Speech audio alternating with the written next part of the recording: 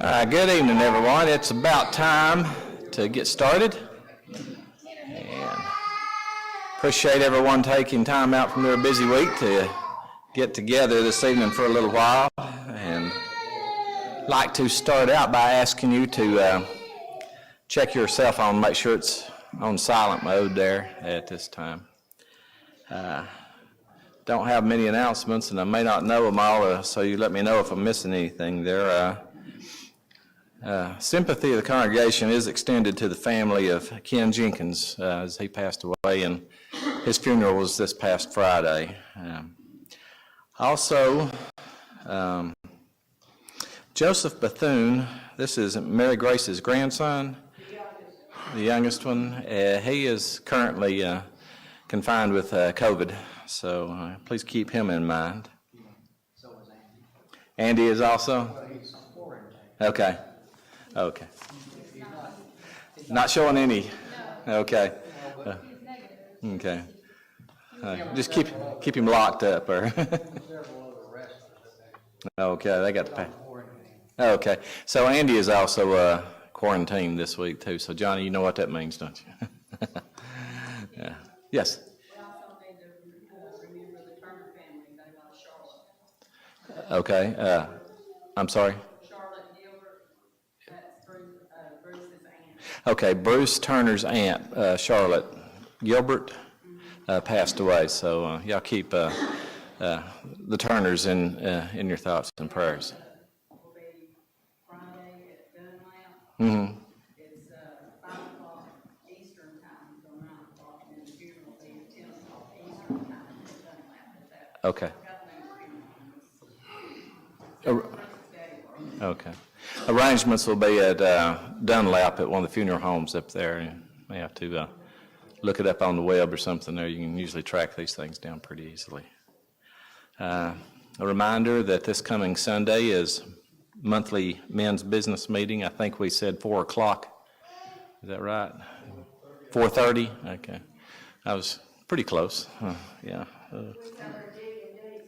Digging Deep comes around this coming Sunday, and that's usually about 1:30. Yeah? So we got a little bit of time space between us now. Okay. Is there anything else? All right. Then tonight, leading us in our worship, Jeff will be leading our singing. Johnny Green will be leading our opening prayer, and Felix number 3 will be doing our devotional.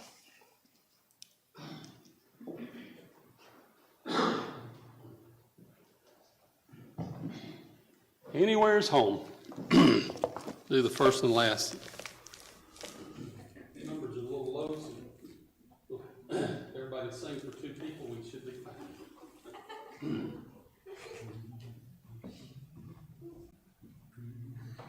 Earthly wealth and fame, they never belong to me. And the boundless land, in my day never need. But they come what may, if Christ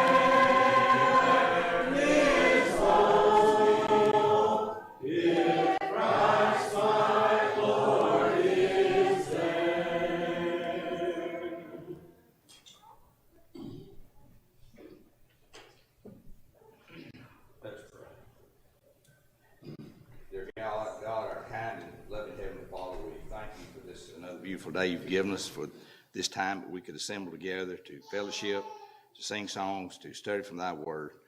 And we're just thankful for each one that's here tonight, and we're especially mindful of those that couldn't be here that wanted to be because of sicknesses or other hindrances. We pray that you would be with them and be with the ones that's mentioned tonight that's sick, and just be with them, and the ones that's lost loved ones, we just pray that you would touch and tender their hearts. We ask you to be with the congregation here as we work and strive to do your will and study from your word and apply it to our lives every day. We just pray that you would help us with that. Forgive us when we're wrong and do the things that we shouldn't do, and just help us to overcome those and look to you for the guidance that we need.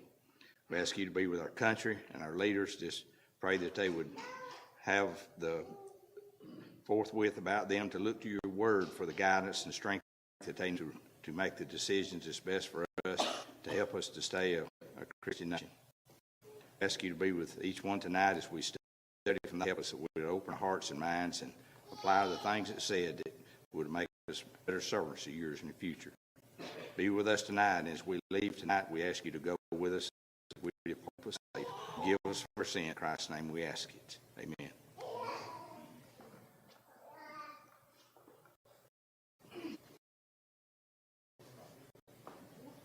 I was telling Hugh a little earlier that I don't have my Bible, so I feel a little bit stripped right now. So I'm going to do my best to manage, I guess.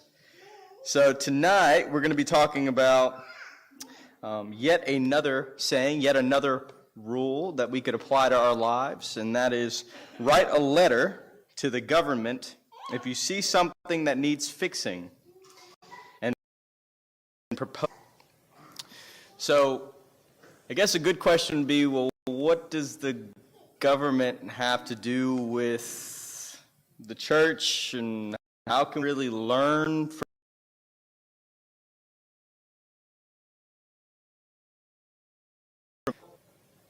not only applicable to the government?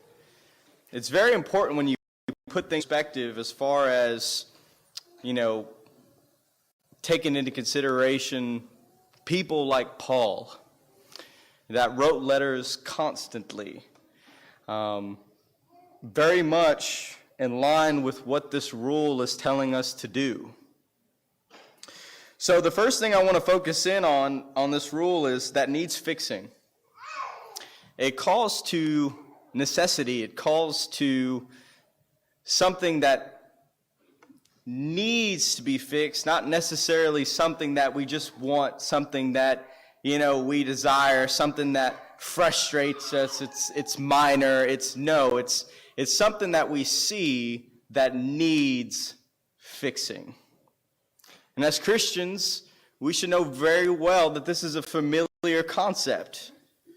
We are out here to deliver the word to those that aren't aware of it. Or even better yet, we're there for our fellow brothers and sisters so that we can encourage them and so that we can help them to reflect on maybe something that they need to improve on. So you see, there's a need. And then it says to write a letter to the government. I think something that's important here is the emphasis on writing. A lot of times this is something that isn't emphasized enough, and that is the importance of writing. You see, teachers, when at least when I was going into school, and this is something that the individual that wrote the rule had discussed, when I was going through school, it was just, you're supposed to write this essay for a grade. And that's pretty much the gist of it. But you see, writing is so much more important than that. And of course, I'll get to the word because that's the more obvious, and that's the most obvious example of why writing is so important. But you see, writing is important because it helps us to learn how to think. You see, when you write in class, you're not just expected to, just answer the question, just provide the what, but you're asked to provide the why. And if you have a really good teacher, you're asked to break that down into multiple reasons. You're supposed to provide a logical, legitimate argument for why it is you're answering that question the way you are. So you see, writing is very important.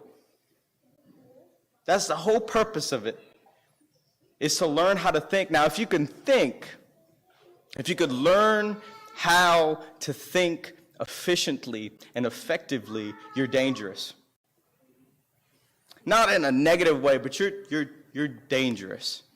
Because you see, no one can truly argue with someone that is really good at writing without that individual being able to dismantle their arguments. You see, because a person that's good at writing knows what they believe and why they believe in that. You see it. You're able to break down the context of these things. So now let's look at the word. Turn me in your Bibles to Philippians chapter 2.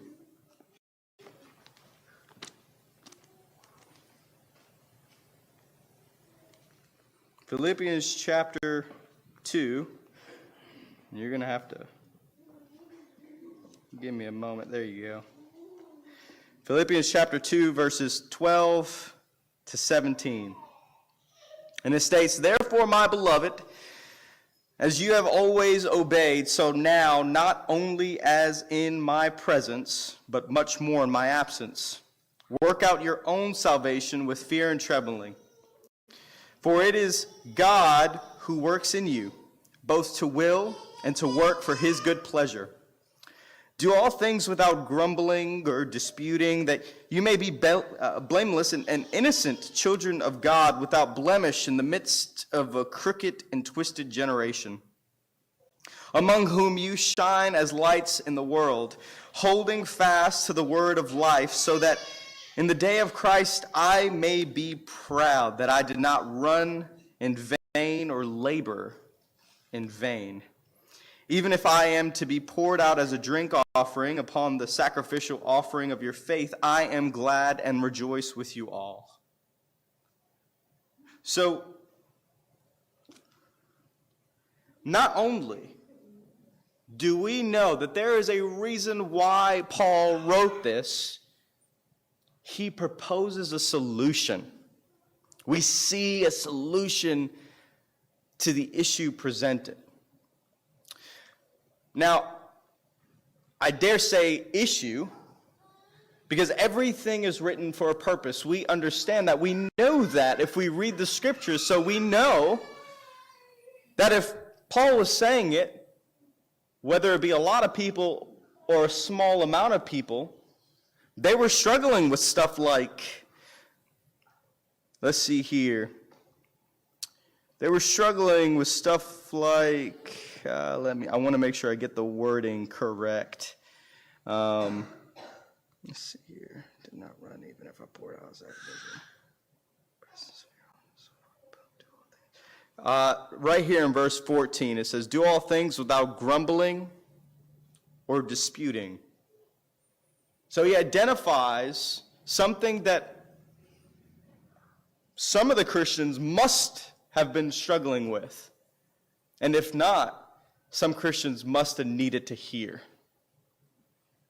Because as we know, they were suffering. And it's hard when you're suffering not to have this particular attitude. But Paul doesn't just stop there. He doesn't just identify the issue. He doesn't just say, look, here's something that needs fixing. No, he proposes a solution. He tells them what kind of mindset is needed to move past this, to overcome this struggle. So, at face value, write a letter to the government if you see something that needs fixing and propose a solution. It's like, what? But so often we'll find any excuse to complain about something, to find something wrong within something, to be bitter, to be resentful. And this rule, as well as Paul, points us in a very different direction. We see this in Philemon even, right? When he's talking and he's arguing for Onesimus, right? We see him, he doesn't just present the problem. No, he breaks down the reasoning. And he does it very effectively. The word. What do we notice about this? The word of God is the very reason a lot of us in here call ourselves Christians. It is through this word that was inspired by God, that was written down at one point on papyrus, right? That was spoken, preached, sung. It's through this that we know truth. So I'm going to repeat it one more time, and I'm going to end on this note. Write a letter to the government. Write a letter to your brother. Write a letter to those that don't know Christ. And you don't necessarily have to write it and give it to them, but to formulate your ideas, to work through, to think is what's important. How can I approach them? It changes the very way you approach people, because you're able to discuss it in a manner that is empathetic, that is understanding, that is loving, that is caring, that is patient, because you've worked through it. It's practice, right? So write a letter to the government, your brother, your church, those that are lost. If you see something that needs fixing, and don't just stop there, but propose a solution. So if any of you need prayers, if any of you are struggling with this, we just want to complain. But we're struggling to find a solution, I'm right there with you. We've all struggled with that. We're here to pray for you. Or if you want to become a Christian, we'll talk to you about that as well. That's what this is for. That's what this invitation is for. We ask if either applies, that you come as we together stand and sing the song of invitation.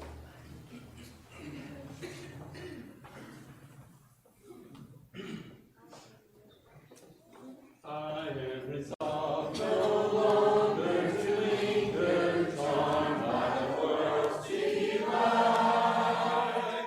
Things that are higher, things that are nobler, these that will lure my sight.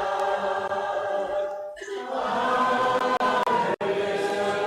hasten to near, hasten so glad and free.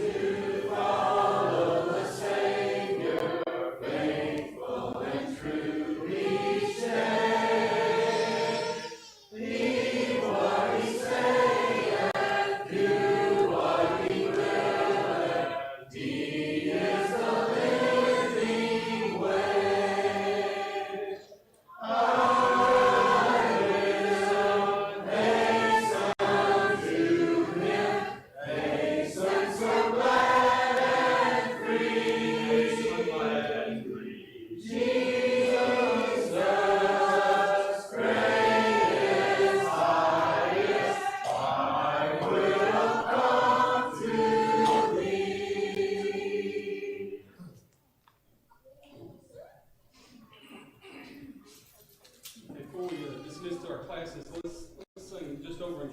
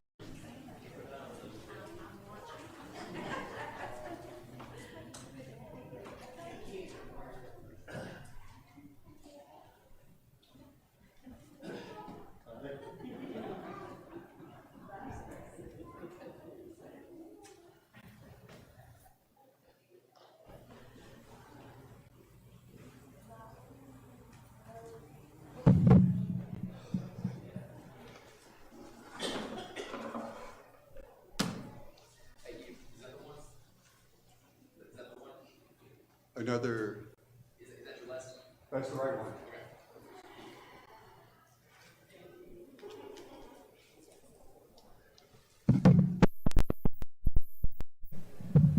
Well, I better leave this here. I started to turn on the microphone. Nothing turned on. Opened it up. No batteries in it. Went upstairs, looked at the batteries. All of them are halfway. Which means we would get about halfway through and then they start making noise. So we'll have to stick with this. I plugged them up so they should be charging, but what I don't know is whether I put them in backwards or not. So somebody better check that out. We are studying the very last in this series. I won't say the last in the series. In one sense it goes on, but in another sense it doesn't. We're studying the last of Saul being king, and now we're getting into the place where David is the predominant character within the text. Well, I've studied and taught that material, and have different material that's been written on it through the years, but this is the last of anything new. I've never put this material together, so I'm kind of obsessive compulsive about it. I want to make sure that I do this part, because you kind of want to be able to say that you've done every bit of the Bible, and as far as I know, this may be kind of cleaning up the rest of it, anything that I've done in the past.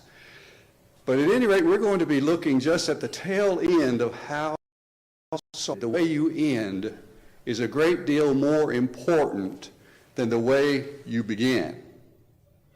A lot of people began lousy, but ended well. That's great. But to end really well, to begin well and end lousy is just awful. It's just absolutely awful. And that's what this character did. Probably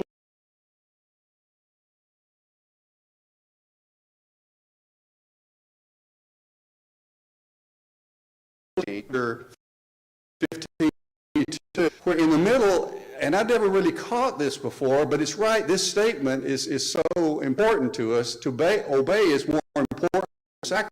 That over again. Did you know that's right?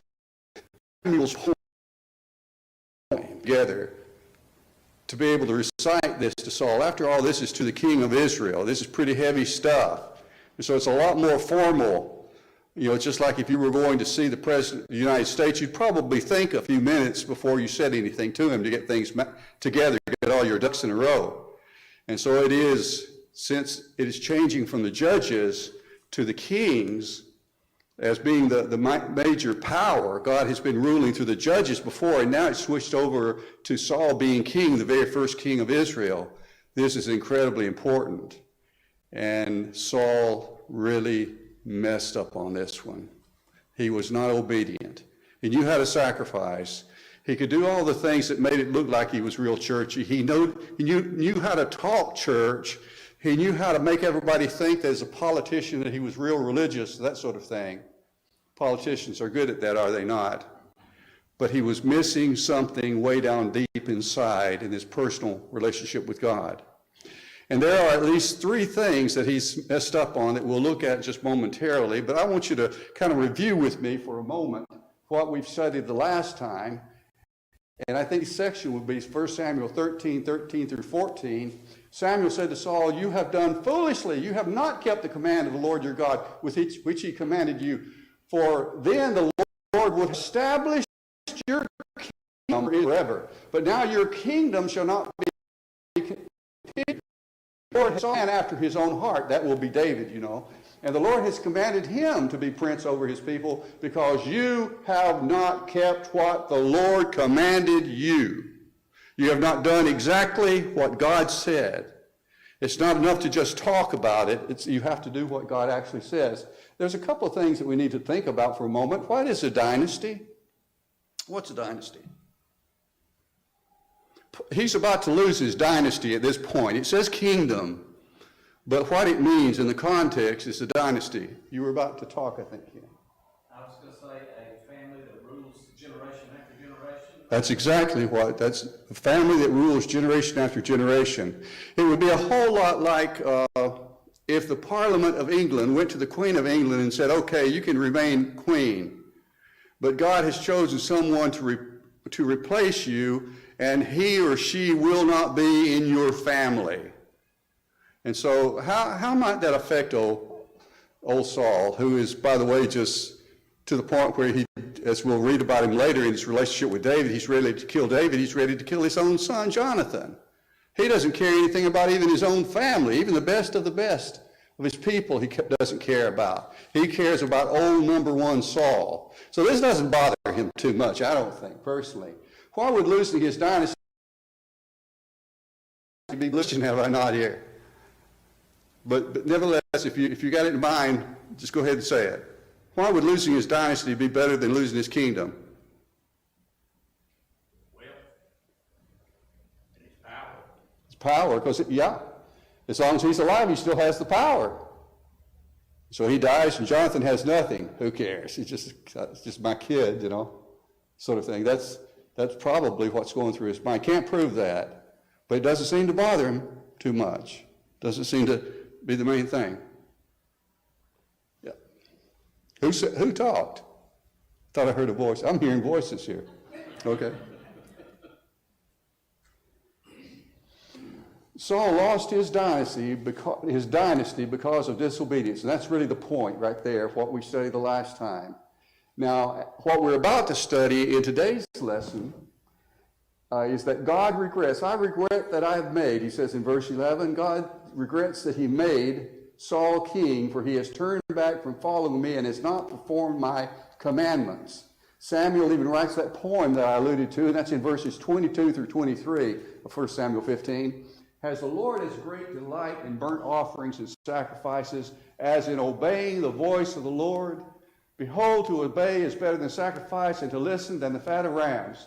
For rebellion is as the sin of divination, and presumption is as iniquity and idolatry. Because you have rejected the word of the Lord, he has rejected you from being king. You can always tell what is the poetry within the Old Testament, because it says a sin twice. And the second time in the sequence, it will always be the stronger force. And then sometimes it will just kind of add to it and make a contrast and say, this is true, but the exact opposite is true if you want to say it the negative way, but saying the same thing. Like, for instance, at the end, because you rejected the word of the Lord, he has rejected you. You reject, he rejects. Well, that's not a but that would be a contrast. But that's the kind of thing that's done. You get the point nevertheless. But you can see what he's saying here is you've lost your dynasty because of disobedience, but you pushed it too far. This time, big guy, you're losing your kingdom. You're not going to even be able to rule at all. How can a God who knows the future regret anything? Remember, it says he regretted. That bothers us a little bit. It's kind of a tangent, but nevertheless a big enough tangent that if it bothers you, as it bothered me, I got to thinking about it. How can a God who knows everything regret that he made Saul king when he knew what he was going to do? So I figured that was such a simple question, I just let you folks answer it. What do you think? Hindsight's always more accurate. Yeah. Even though sometimes you know something is going to turn out a certain way, it can make you sad when it turns out a certain way. I don't know, maybe someone has a child that's misbehaving or whatever, or they're even grown up, and you can see that they're on a path to do something, and whenever they do it, you know that it's going to happen pretty well. This man is so bright that he came up with the exact illustration that I wanted to use, because it works perfect. Anybody who agrees with me has got to be bright, right? But that's exactly the way it works. We would say to a kid, we would say, well, you go ahead and do this. You're going to learn something out of it, but I'm going to regret it. We'll say that even though we know that kid has to have the freedom to go ahead and do this. These people had the freedom to set up for a kingdom. God knew what they weren't going to accept anything that wasn't head and shoulders taller than everybody else. He knew exactly what they were looking for and everything. And he knew also that if he picked up on Saul, it would be a perfect transition to show how this little runt of a guy by the name of David that they never would have chosen was the very one that they should have had in the first place if they just waited and done the right thing.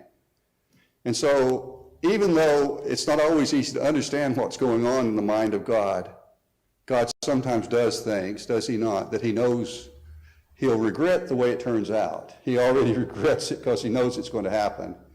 But he plays this game that goes so many steps far ahead as to how this changes this, this changes this, this changes this. You can bet he has chosen for Israel the best scenario that there is for them to have freedom on the one hand and be blessed on the other. Well, how's that? Anyhow, I don't believe there's any kind of contradiction going on here. But let's get to the point, shall we? Because we're not on the point exactly. Why is unquestioningly obeying commands important in the workplace, in the armed forces, in the church, anything you think of? How is just doing what you're told? How is that important? Somebody, a superior tells you do this. Why is it important to do it? Pick any one of those, or anything you could think of. Obedience is important. It's a word I don't think you're going to hear very often on TV. The world today doesn't know what obedience is, it doesn't seem. But how is it dangerous not to be obedient? Well, we have stop signs and speed limits. If we just follow those things, you're gonna crash a car. Kaboom. Right there. And that's on a small level. And rules are in place to keep order and keep bad things from happening. So anytime you disobey it. Did your mom ever tell you you'd argue with a stop sign? If she did with me, so we don't, my mother did with me. I was noted for being a little argumentative, shall we say, and maybe still am.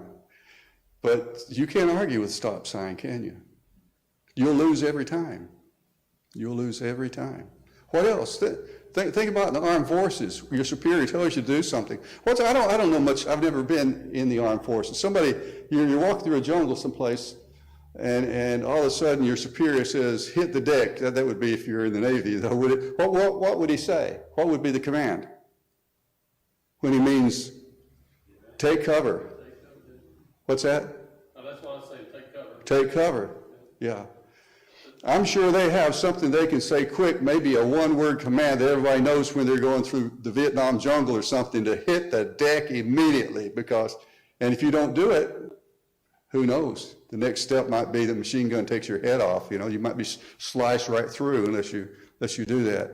In so many things in the world, especially in obedience to your parents, how many times have you someone tell a child not to do something, and they told them not to do that because the next step, is to get hurt.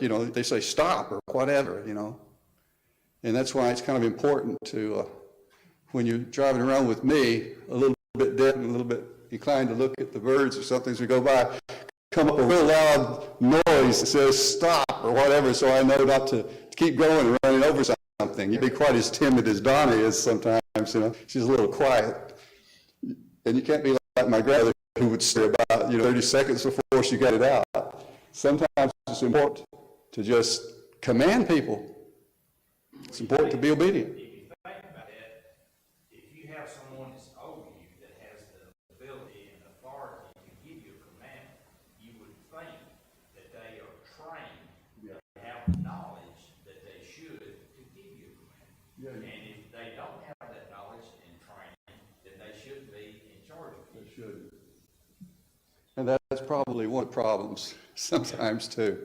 It's when you've got a lunatic like Saul at the head of things. But nevertheless, Samuel, he should have listened to what Samuel said when God spoke through him. Go ahead. Usually, like the officer in the army, they have the knowledge and background and the reason for giving you a command. It may not be clear to you right then, just like when you read the scripture. Sometimes when you read something, it gives you a direct inference, what you should do, what should take place. You don't understand that to start with. Yeah. You read on and study in it, you understand. But it would be silly for someone, trainee in the service, private, to try to argue with the general or his captain or whomever. He's trained. He knows what he's doing. Yeah. If he gives you a command, he expects you to obey it. It could be life or death. Yeah. So often it is, and in the scriptures, it really is. If God takes the time to command you in the New Testament to do something, he has a reason for doing that. You don't have to understand it. You just do it. If he says sing, don't take up tap dancing. You know, if he says, be baptized, don't say, well, I think I'll go get sprinkled. You know, you do what you're told to do. You look up the word, you find out what the commandment is, and you do what the word tells you to do. You know, whether it's to be baptized or whether it's to sing or whatever commandment word that's given. And that's why Greek is so neat, by the way, if I can kind of get off on this for a moment, because in the commandments of the Greek, they have a commanding ending on it. They put an ending on it. We don't do that. You know, the word go, I go here, I go there, is used just as an ordinary verb. But if I say go, it's just the way I did it with my voice, is all we've got. But they wouldn't do that. They put a special ending on it so you would be confused. It means go or you're in trouble. It was always a superior talking to a subordinate, telling them you've got to do this. And in the case of God speaking through someone, it's God who's speaking, so he's always the superior. He trumps anything that the king of Israel might think he should do. So Saul lost his kingdom because of disobedience. It's bad enough to lose his dynasty. Now he's lost his kingdom. Now there's three things we want to look at. This is you're going to hear from me. This business about head, heart, and hands. It's kind of changed here. It goes from your heart to your head to your hands. But that's the three parts of us. That's what human beings are. We are physical, we are mental, we are spiritual beings. That's all there is to us, those three elements, almost like the Godhead three. We are triune ourselves, being physically, mentally, and spiritually. And the devil can look at one of you and say, I can get this guy the spiritual way, I can get this guy the physical way, I can get this guy the other way. We saw he got it all three ways, really. Saul messed up all three ways. I better put that up higher. A little bit, it may fall down. Anyway, chapter 15, 1 through 9, there's a barrier to Saul's obedience because he's listening to his heart rather than listening to the Lord. Then he decides he's going to do some thinking. Saul never ought to do any thinking. That was not good at all. And so that kept him from being obedient. And then all this took matters into his own hands rather than doing what God said. And so in all three cases, these became barriers to his being obedient and took him out as king of Israel entirely. It's just because of this disobedience. The first one then, in chapter 15, 1 through 9, I want to just kind of hit, I don't think these are sections that we don't know. I encourage you to read this on your own, but I want to cover this as a unit. And I've got enough up here for you to be reminded of what's going on, and I kind of summarized it just enough that you can be reminded of the text. And here's the summary. Although modern man seems soft-hearted compared to the harshness of ancient times, it's still believed that Saul would find it hard to kill every man, woman, child, and even a king Agag like himself. Total annihilation would have seemed harsh to Saul. Remember, this is the story, and here's the key verse. This is the story where they're told to kill all the Amalekites. That's harsh. Kill a whole group of people? I mean, why would you do that? Now go and strike, Saul's told. Now go and strike Amalek and devote to the destruction all that they have. That's technical language when it says to devote to destruction. It's not said concerning just everyone. You can only devote to destruction certain groups of people, and those are the ones who are constantly live for one purpose alone, and that's to destroy Israel. God says you can destroy those people. And those people who live within the area of Israel itself, who have your territory, who've taken over your land, you can destroy those people. You can't go outside of that little 15 miles by 60 miles and just go out and start killing people, destroying everyone. If they attack you, well, you can defend yourself. But of those people, there are certain groups of people that are just such rotten, sorry people that if you let them live, you'll be living like they do. Their sinfulness will just suck you primitive people in, and before you know it, you'll be living just as filthy and disgusting as they are. Kill them all. Even the children. Boy, that's heartbreaking. That's just heartbreaking.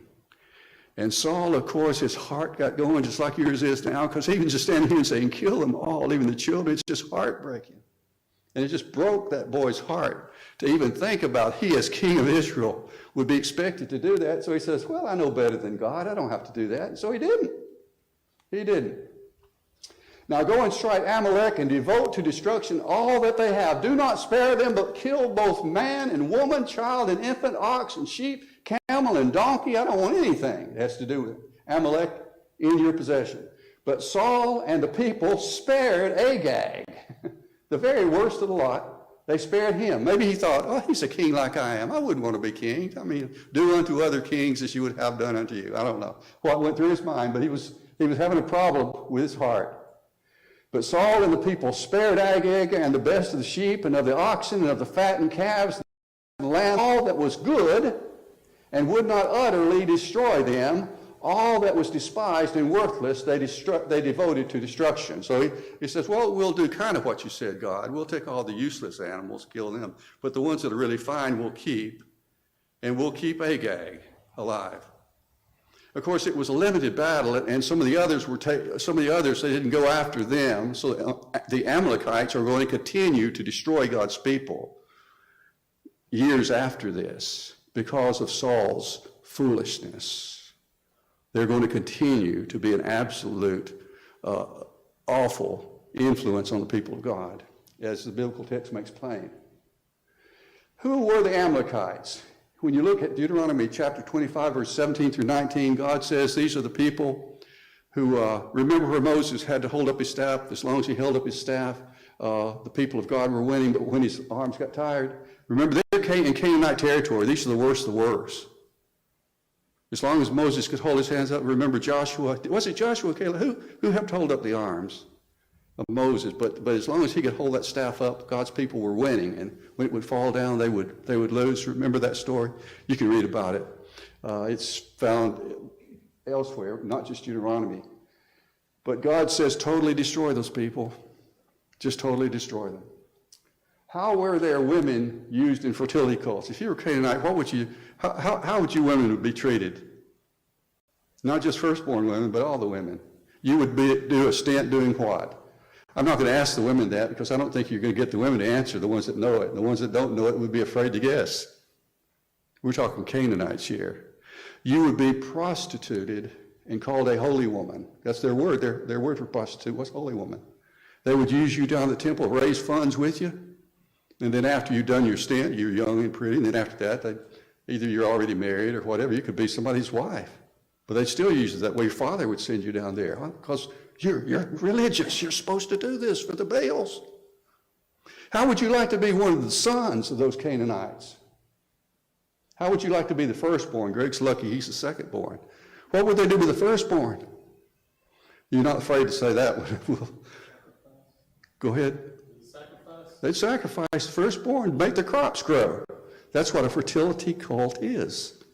The Baals were not the only fertility cults. The fertility cults kind of made their way all around places, and not just right there in that little part of the world. I mean, it took over because it was such a sexy religion that men loved it.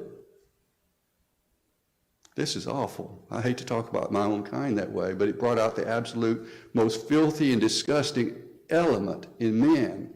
And so it was so easy for even the Israelite men to just go down to one of those Baal temples and get themselves into all kinds of trouble with one of those holy women. God says, kill them all. Okay, you've got a daughter and a firstborn son. Would you rather them be killed by the Israelites or remain a Canaanite for the rest of their life? Make up your mind. That's the only two choices you got in this situation. Which one would you rather have? I'm expecting some conversation on this one. That's a lose-lose.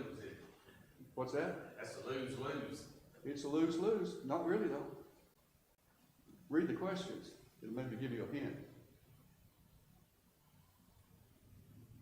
Because if we really believe in heaven, and I'm kind of making some time because I know we're behind here instead of asking questions. If we really believe in heaven, the question goes like this.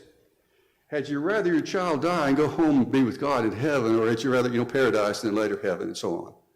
Or had you rather them be prostituted and sacrificed in the flames? Your firstborn son sacrificed in the flames, and your daughter prostituted until she is useless, just absolutely ruined. What would you like? Choose Not to mention all those men, that didn't do them any good either. Has to be heaven. Choose the. Just go home. Just make them better. It's harsh. It's harsh. But I'll be honest with you, I've thought about this a lot. I've thought about it long enough that it wouldn't take me a New York minute to, whatever that is, it wouldn't take me long anyway, to just say, take them home. By the way, it was Aaron and her that held Moses' hand. Okay, it's Aaron. I knew I wasn't remembering that quite right. Aaron and her. Okay, H-U-R. Right. Okay. That held the hands of Moses. They were winning as long as that was up. Well, at any rate, to obey God is better. If they had killed the Amalekites, you would have had a whole lot more Amalekites in heaven than there's going to be. A whole lot more. Because of the way that they lived and continued their lives. Living more disgusting than you've ever imagined living in America. We can't even imagine the way those people would live. Talking about life being cheap. It's getting cheaper here, I know. Number two, the second barrier is sometimes it's not your heart. Some of us guys, we don't. Some people, they might say they don't even have a heart. I mean, that doesn't bother them. But what the devil knows that he can get you intellectually. He gets you thinking. You think you're smart, and you can outsmart God, and therefore that's a barrier to just saying, oh, I'm not going to worry about being the fact that I've got a PhD or something like that. If you thought you were that smart, or the equivalent of a PhD in intellect. I'm just going to trust God. God says, do it, I'm just going to do it. People who have PhDs don't do that so often. Very few of them. They think they're too smart.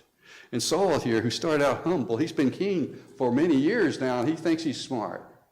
An experienced king knows how much it costs to run a kingdom, an army, instead of destroying all that meat. Remember, he says, kill all the animals, too? Kill all of them? You don't sacrifice them to God, just kill them, burn them up. It's absolutely devoted. When you have a sacrifice like that, a burnt offering, there isn't nothing left of that animal. Everything goes up in smoke. The other sacrifices, the priest gets this cut, and the people get that cut, and so on, and so they get the good lean meat, and God's burning up the fat and the skin, and the stuff that you would want to eat. God burns up and says, that'll be mine. They don't know any better, and so God just feeds them the good lean muscle meat so they'd be healthy in those sacrifices. But he says to himself, I got an army to keep going here. They need some meat. And burning all this up doesn't make sense. He's thinking like a king. It costs a lot to run an army. Instead of destroying all that meat by burning it up, he could sacrifice it to God and the meat would feed the army. All the people expected this and did accordingly without Saul correcting them, because they're kind of taking it on themselves. He doesn't tell them otherwise. If you think about it, it makes sense. And it really does. It makes sense. Except they didn't do what they were told to do. That's not what God told him to do. He lost his kingdom over this. Eventually lost his life over it.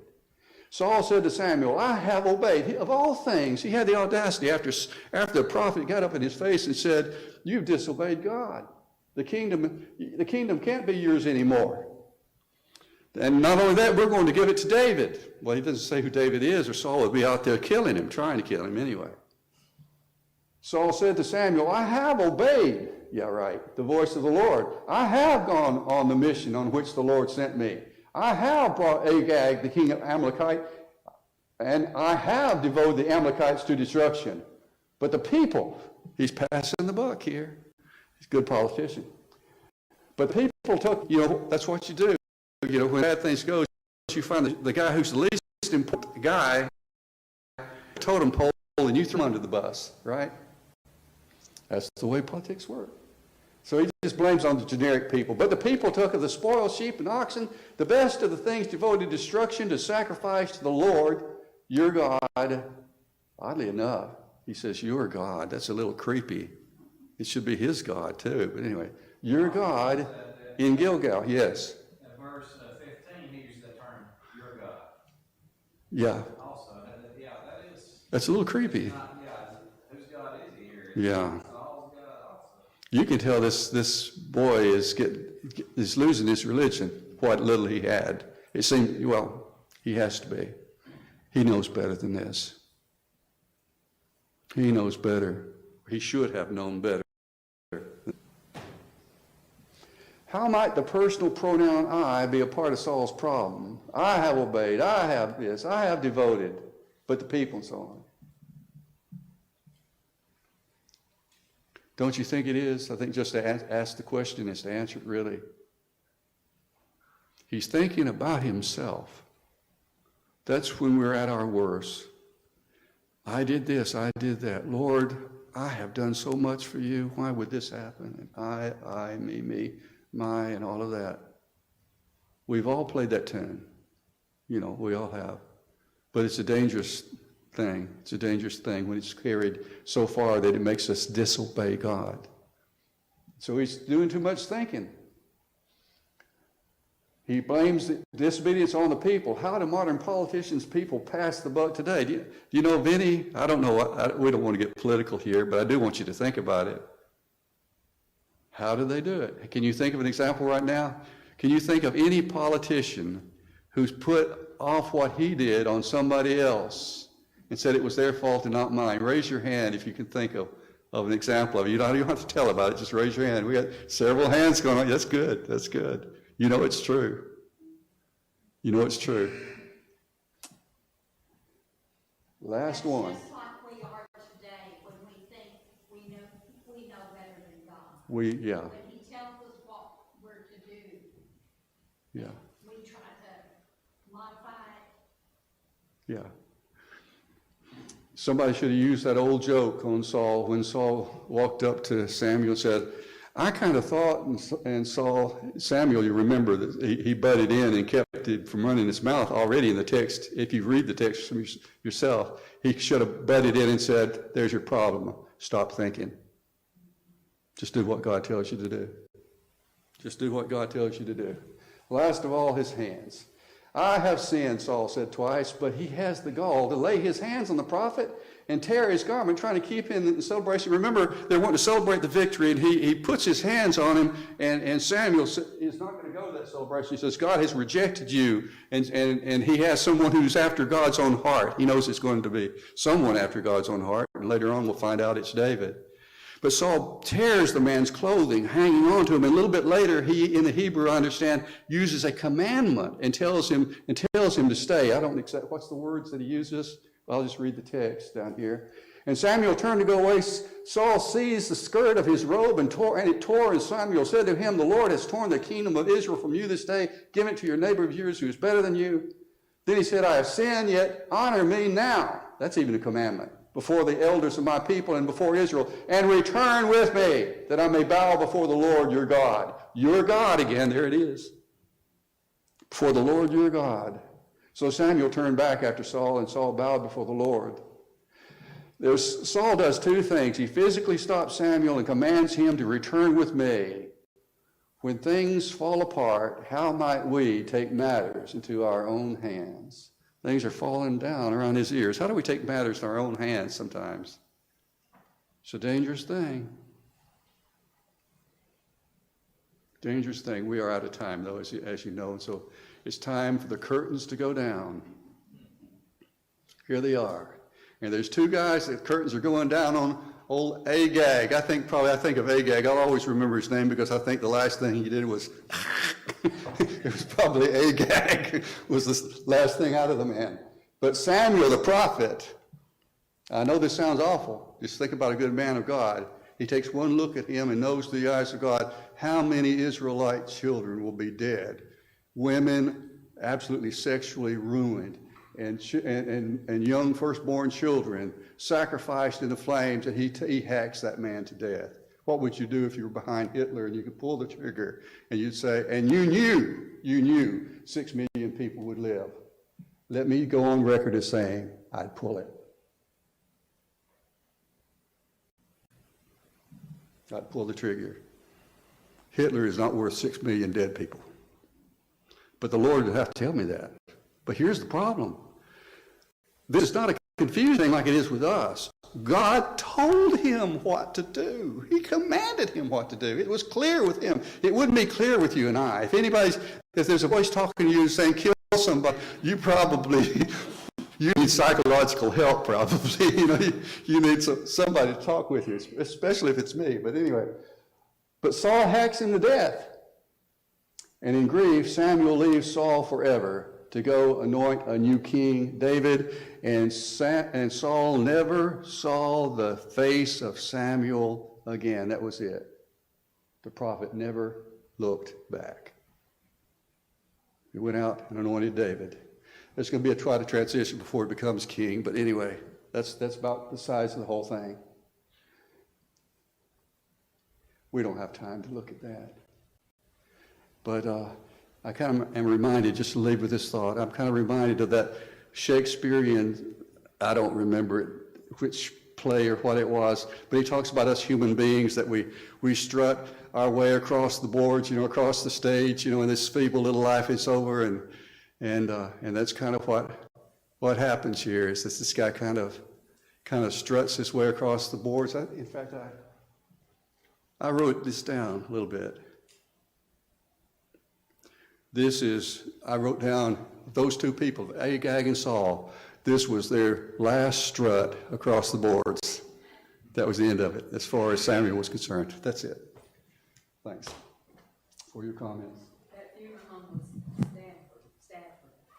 That's how you say it. You've done that. The funeral home was Stafford? That's how you say it. Are y'all here to see Zachary's graduation?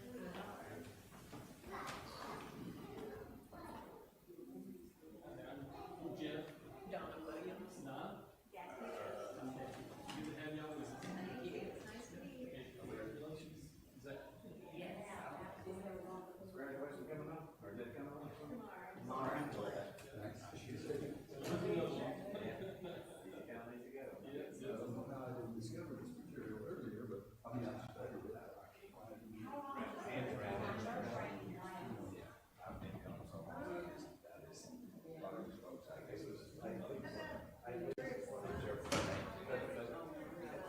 How are you? Some of it is like,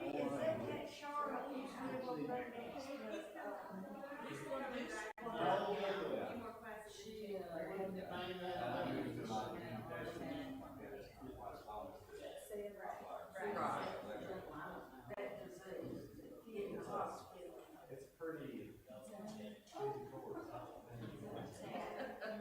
a lot of stuff.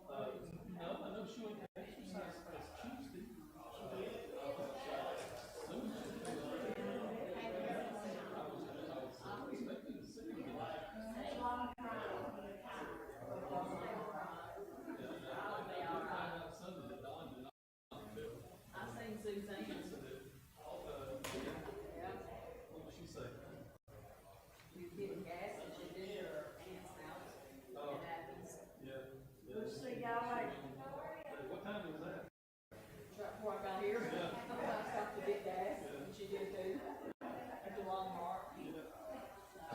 Pretty much one is because I was there. No, I was there about 5 minutes. Walmart. Yeah.